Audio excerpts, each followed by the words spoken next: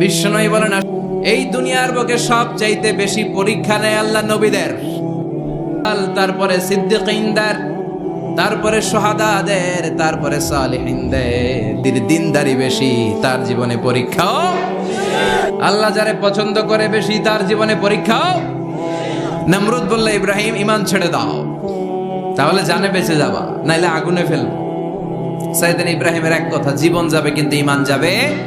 নমরুদ বলে, ঈমান তো একটার পর একটা পরীক্ষা নিতে আল্লাহ শুরু করলেন। আল্লাহ বললেন, ইব্রাহিম যাও, কলিজার টুকরা সন্তানকে আর হাজারকে মক্কার ধুধু প্রান্তরে ফেলে দিয়ে আসো। ওখানে মানুষ নাই, প্রাণী নাই, জনমানব শূন্য, দেখি আমার কদ্দুর ভালোবাসো। বলতে দেরি, টু শব্দ নাই, মরুভূমিতে ফেলে দিয়ে আসলেন। তার মানে পরীক্ষা নাম্বার 3, আল্লাহ বললেন, ইব্রাহিম দেখি তোমার হৃদয়ে আমার জায়গা কতটুকু। যাও, কলিজার টুকরা সন্তান ইসমাইলের গলার মধ্যে তলোয়ার লাগাও। সাইয়েদনা ইব্রাহিম বিয়ে করার পর থেকে আল্লাহর কাছে চাইতে চাইতে শেষ, মাগা সন্তান হয় না। ওনার প্রথম সন্তানটা হয়েছিল সাইয়েদনা ইসমাইল যখন জন্মগ্রহণ করেছে। ইব্রাহিমের বয়স ছিল 86 বছর। এই এলাকায় আসেনি 86 বছর বয়সে সন্তান হয়েছে? 86 বছর বয়সে তো হাঁটতেই পারে না। সাইয়েদনা ইসমাইলকে যখন আল্লাহ তাআলা সাইয়েদনা ইব্রাহিমকে উপহার দিয়েছেন, তখন সাইয়েদনা ইব্রাহিমের বয়স 86 বছর বয়সে যে কলিজার টুকরা সন্তানটাকে হাতে পেলেন, চাঁদের মতো সুন্দর ছেলে। আল্লাহ বললেন, দেখি আমার হৃদয়ে তোমার জায়গা কতটুকু, ইসমাইল রে জবাই করো। বলতে দেরি, ছুরি লাগাতে দেরি হয়। তার মানে এই পরীক্ষায় পাস। একটার পর একটা আল্লাহ পরীক্ষা নিয়েছে, একটার পর একটা পরীক্ষা। আগুনের পরীক্ষায় পাস, ফ্যামিলি বিসর্জন দাও, পাস। কলিজার টুকরা সন্তানের গলায় ছড়ি লাগাও, পাস।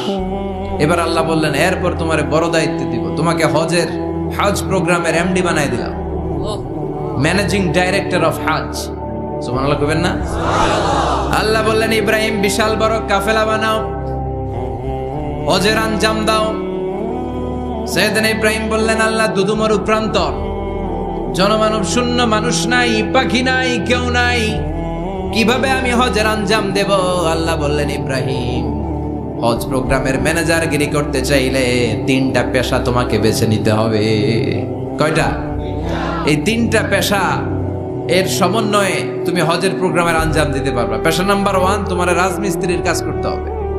পেশা নাম্বার 2, তোমার ঝাড়ুদারগিরির কাজ করতে হবে। পেশা নাম্বার 3, তোমার মুয়াজ্জিনগিরি করতে হবে। সুবহানাল্লাহ কইবেন না? সাইয়েদনা ইব্রাহিম আর কলেজের টুকরা সন্তান ইসমাইলকে নিয়ে রাজমিস্ত্রির কাজ শুরু করে দিলেন। আল্লাহু আকবার! কাবা ঘর ভেঙে চুরমার, বাপ বেটা মিলে রাজমিস্ত্রির কাজ, পাথর কেটে কেটে বাপ বেটা মিলে কাবা ঘর বানায়। পেশা নাম্বার 1 শেষ। পেশা নাম্বার 2, ঝাড়ুদারগিরি। আল্লাহ করো মানে ঝাড়ু দাও, বাইজি আমার কাবা ঘর, লিত্তাইফিনা তাওয়াফকারীদের জন্য, ওয়াল আকিফিনা ইতিকাফকারীদের জন্য, ওয়ার রুকআইস সুজুদ রুকুকারীদের জন্য, সিজদাকারীদের জন্য। ঝাড়ু দাও। বাপ বেটার রাজমিস্ত্রিগিরি শেষ, এবার ঝাড়ুদারগিরি শুরু। সুবহানাল্লাহ বলে। এরপর আল্লাহ বললেন 3 নম্বরে মুয়াজ্জিনগিরির কাজ, মানে ঘোষণা। তুমি হজের ঘোষণা দাও, মানুষদের ডেকে বলো আল্লাহ ঘর বানিয়েছেন, এই ঘরে তোমরা হজ করতে আসো। সাইয়েদনা ইব্রাহিম বললেন, আল্লাহ আমি আর আমার পোলা ছাড়া কেউ নাই। কেউ আছে? মানুষ নাই, আপনারা কেউ নাই, আমি কার সামনে আযান দেব? আমি কার সামনে ঘোষণা দেব? আল্লাহ মানুষ নাই, প্রাণী নাই, পাখি নাই, দৃশ্যমান কিছু নাই, কোথায় আমি ঘোষণা দেব? আল্লাহ বললেন, দাঁড়াও, দাঁড়িয়ে তুমি আজান দাও, ঘোষণা দাও। তোমার এই আজানের আওয়াজটা গোটা বিশ্বের সব মানুষের কানের ভেতরে আমি আল্লাহ পৌঁছে দেব। হজের আজান দাও। উনি আর বানিয়েছে, যাদের সামর্থ্য আছে হজে আসো। সুবহানাল্লাহ পড়েন। তৎকালীন সময় গোটা বিশ্বে যারা ছিল সবার কানের ভেতরে এই ঘোষণাটা, মানে এই আজানটা পৌঁছে দিয়েছে কে? আমরা তখন ছিলাম পৃথিবীতে? কই ছিলাম? রুহের জগতে থেকে এই আজান শুনে আমরা যারা লাব্বাইক বলার সুযোগ পেয়েছি, তাদেরকে এই দুনিয়াতে হজের নসিব আল্লাহ করে দিবেন। তার মানে হজ প্রোগ্রামের ম্যানেজার। সুবহানাল্লাহ পড়েন। পরীক্ষা কারে কয়? কত প্রকার ও কি কি। হজ প্রোগ্রামের ম্যানেজার বানাইলেন, ম্যানেজিং ডাইরেক্টর, মহাব্যবস্থাপক। হজের আঞ্জাম দাও, আর হজের আঞ্জাম দিতে যে তোমাকে প্রথমে রাজমিস্ত্রির কাজ করা লাগবে, পাস। ঝাড়ুদার গিরির কাজ করা লাগবে, পাস। আল্লাহর নবী উলুল আজমি মিনার রসুল মসজিদ ঝাড়ু দেয়, না আমরা মসজিদ পরিষ্কার করতে চাই না? আছে না নাই? বালু দেখলে শুধু মুয়াজ্জিনের কাজ, খাদেমদারের কাজ, মসজিদ পরিষ্কার রাখা আমাদের সবার কাজ। চিল্লা এখন ঠিক কিনা? যাদের অন্তরে জ্বালা যন্ত্রণা, যাদের দোয়া কবুল হয় না, আপনি মসজিদ ঝাড়ু দিয়ে দেখেন, মুহূর্তে দোয়া কবুল হয়ে যাবে। অন্তরের জ্বালা যন্ত্রণা দূর হয়ে যাবে, অন্তরের অহংকার নিমিষে কেটে যাবে। তার মানে আল্লাহ বললেন রাজমিস্ত্রি হও, সেটাও হলেন, ঝাড়ুদার হও, সেটাও হলেন, আজান দাও, সেটাও হলেন। তার মানে হজের যে পরীক্ষা নিলেন এটাতেও 4টা ভয়ঙ্কর পরীক্ষা নিলেন, 4টাতে পাস। পরীক্ষা নাম্বার 5। আল্লাহ বললেন ইব্রাহিম বয়স কত? সাইয়েদনা ইব্রাহিম বললেন 80 বছর। আল্লাহ বললেন নিজ হাতে নিজের সুন্নাতে খাতনা সেরে দাও।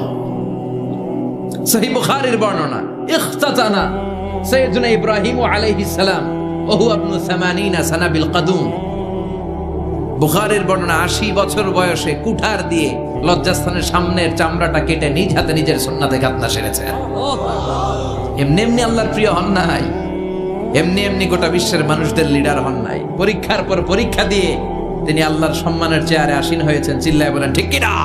তবে স্মরণ করুন সেই সময়ের কথা যখন আমি আমার খলিল ইব্রাহিমকে অনেকগুলো পরীক্ষা নিয়েছিলাম, আর প্রতিটি পরীক্ষায় আমার খলিল সফলতার সাথে উত্তীর্ণ হয়েছিল। ফলাফল স্বরূপ আমি ইব্রাহিমকে জানিয়ে দিলাম, যাও ইব্রাহিম, গোটা বিশ্বের মানুষের জন্য তোমার নেতা বানাইয়া দিলাম। তিনি আমাদের নেতা, leader of the all human being on earth. পৃথিবীতে যারা আছে সবার নেতা। চিল্লা এখন ঠিক কিনা? এত বরকতের মানুষ, এত বরকতের ফ্যামিলি, ওনার ফ্যামিলি যেখানে তাকিয়েছে ওইখানে বরকত, যেখানে পা লেগেছে ওইটা বরকত। যেই মাটিতে হাত দিয়েছে মাটিটারে সোনা বানিয়ে দিয়েছে কে? সাইয়েদনা ইব্রাহিমের পা লেগেছিল একটা পাথরে, ওই পাথরটারে মুসল্লা বানিয়ে দিল কে? ইব্রাহিমের দাঁড়ানোর জায়গার পাথরটারে তোমরা মুসল্লা বানিয়ে নাও। কি বরকতের জায়গা! প্রতিদিন 120টা রহমত নাজিল হয় এই কাবা ঘরকে কেন্দ্র করে। 60টা রহমত যারা খালি তাওয়াফ করে। এই তাওয়াফের ইবাদতটা ওই জায়গা ছাড়া পৃথিবীর কোথাও করা যায়? কথা বলেন। এজন্য 60টা রহমত যারা তাইফিন তাওয়াফ করে, আর 40 লিল মুসাল্লিন, আর 40টা রহমত যারা কাবা ঘরে নামাজ পড়ে। 40 আর 60 100, বাকি রইল কয়টা? ওয়াল 20 লিন নাযিরিনা ইলাল কাবা। বাকি 20টা যারা তাওয়াফও করে না, সালাতও পড়ে না, খালি কাবা ঘরের দিকে তাকায় থাকে। কাবা ঘরের দিকে ফেল ফেল করে তাকায় থাকলো, আমলনামায় 20টা রহমত নাজিল করে কে? এত বরকতের ফ্যামিলি। সাইয়েদনা ইব্রাহিম সন্তান হলো ইসমাইল, স্ত্রীর নাম হাজার। 3 জনের ফ্যামিলি। এই 3 জনের ফ্যামিলির এত বরকত, যেই জায়গায় হাত লেগেছে জায়গাটারে বরকতময় করেছে কে? যেখানে পা লেগেছে বরকত দিয়ে ভরে দিয়েছে কে? সাইয়েদনা ইব্রাহিম রাজমিস্ত্রিগিরি যখন করতেছিলেন, বানাতে বানাতে আর নাগাল পায় না। আল্লাহ বলে এই পাথরটার উপরে দাঁড়াও। উনি দাঁড়ালেন। এবার যতটুকু উপরে ওঠা লাগে পাথরটা অটোমেটিক্যালি উপরে উঠে যায়, যতটুকু নামা লাগে অটোমেটিক্যালি নিচে নেমে যায়। পৃথিবীর কোন পাথরে আপনি ইচ্ছা মতো লাথি মারলে ওইখানে পায়ের দাগ পড়বে? সাইয়েদনা ইব্রাহিম ওখানে দাঁড়ানোর সাথে সাথে উনার ফুটপ্রিন্ট পাথরের মধ্যে লেগে যায়। কাবা ঘরের পাশে গোটা বিশ্বের মানুষের কাছে চিরম্লান করার জন্য, চিরস্মরণীয় করে রাখার জন্য কাবা ঘরের পাশে আল্লাহ পাথরটার স্থান দিয়েছেন। মাকাম ইব্রাহিম। বিশ্বনবী তাওয়াফ করার পরেই ওই জায়গায় 2 রাকাত নামাজ পড়তেন। আপনারাও যারা হজ উমরা করবেন, তাওয়াফ করার পরেই মাকাম ইব্রাহিমে 2 রাকাত সালাত পড়া সুন্নাত। তার মানে পা লাগছে ওইটা হয়ে গেছে আমগো মুসল্লা। সাইয়েদনা ইব্রাহিমের পা যেখানে লাগছে ওইটা আমাদের কি? সুবহানাল্লাহ কইবেন না? আর ওনার ছেলের পা যে জায়গায় লাগছে ওটা হয়ে গেছে জমজমের কুয়া। বাচ্চা ইসমাইলকে রেখে দিয়ে আমরা যারা বলি বিবি হাজেরা, আসলে হাদিসের ভাষায় হাজার। তিনি সাফা পাহাড় থেকে মারওয়া পাহাড়ে দিলেন দৌড়। কোথায় পানি? পানি নাই। মরুভূমির বালির মধ্যে সূর্যের তাপ যখন পড়ে যায়, মরিচিকার মতো ঝলসানির একটা দৃশ্য ভেসে ওঠে, মনে হয় সাগরের পানি, আসলে পানি নাকি। তিনি সাফায় যায়, যে দেখে পানি নাই। মারওয়াতে যায়, যে দেখে পানি নাই। পানির সন্ধানে হাজার আলাইহিস সালাম 7 বার 2 পাহাড়ের মাঝখানে দৌড়াদৌড়ি করলেন। ওই পাহাড়ের মাঝখানে এই মহিলার পায়ের ছাপ লেগে গেল। এই দৌড়াদৌড়িটা আরশের উপর থেকে আল্লাহ এত সুন্দর উপভোগ করেছেন। আল্লাহর কাছে এই মহিলার দৌড়াদৌড়িটা এত ভালো লেগেছে, কিয়ামত পর্যন্ত সব হাজীদের জন্য এই জায়গায় দৌড়াদৌড়িটা আল্লাহ ওয়াজিব করে দিয়েছে। যার পা যেই জায়গায় লাগছে খালি বরকত। হঠাৎ কলকল কলকল আওয়াজ শুনতে পেলেন, সাফা মারওয়া থেকে দৌড়ে আসলেন কাবার কাছে।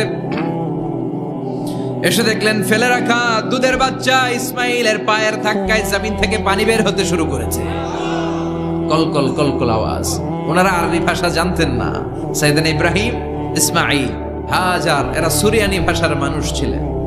সুরিয়ানি ভাষায় উনি বসে পানি যাতে মরুভূমির বালুতে লেগে শুকিয়ে না যায়, বালু দিয়ে বাঁধ দিতেছে। আমরা বাঁধ দেই না পানি আটকানোর জন্য? হাজার এসে বালু দিয়ে বাঁধ দিতেছে নিজে নিজে, আর নিজের সুরিয়ানি ভাষায় বলতেছে জাম জাম, মানে থাম থাম, পানি যাইস না তুই। জাম মানে কেফ কেফ, স্টপ স্টপ, থাম থাম, আরে পানি চলে যাস না, থাম থাম। ওনার মুখ নিঃসৃত এই ঝাম ঝাম শব্দ দুইটা আল্লাহ এত পছন্দ হয়েছে, কিয়ামত পর্যন্ত আল্লাহ এই কুয়ার নাম ঝামঝামের কুয়া করে দিয়েছে।